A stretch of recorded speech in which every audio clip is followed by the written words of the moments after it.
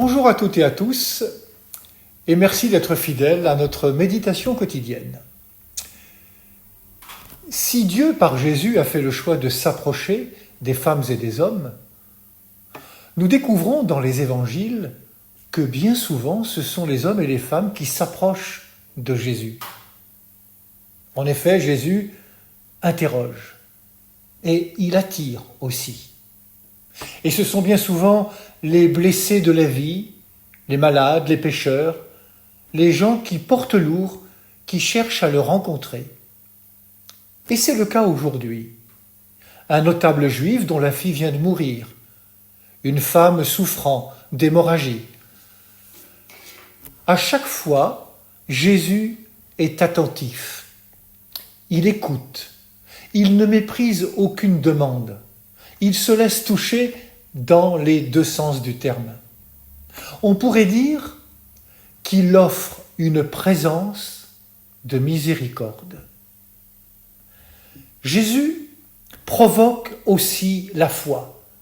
Il permet qu'elle s'exprime.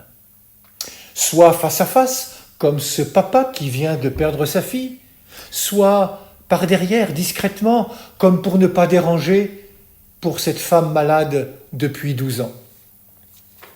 Dans les deux cas, c'est la foi qui est au cœur de leur vie. Confiance, ma fille, dit Jésus, ta foi t'a sauvée. La foi ouvre des chemins de vie. Elle opère en nous des déplacements qui redonnent courage et réconfort. Elle ouvre les portes à la guérison et soigne nos blessures. Elle permet aussi que la vie de Dieu grandisse et s'épanouisse.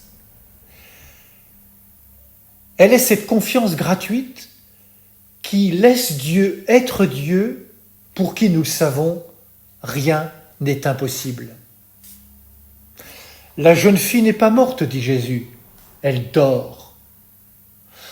Tout ce qui est vie en nous et qui trop souvent sommeille, le Seigneur peut le réveiller. Écoute en toi la source qui te parle d'aimer. Écoute ce chant de Louis-Marie Grimaud, interprété par Laurent Gibowski.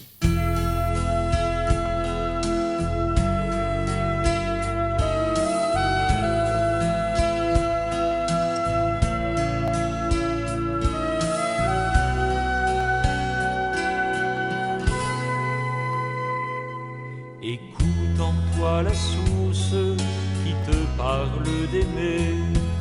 Écoute en toi la source de l'éternité.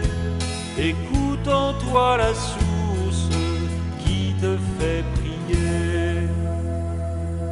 Écoute en toi la source qui te parle d'aimer. Écoute en toi la source de l'éternité. Écoute en toi la source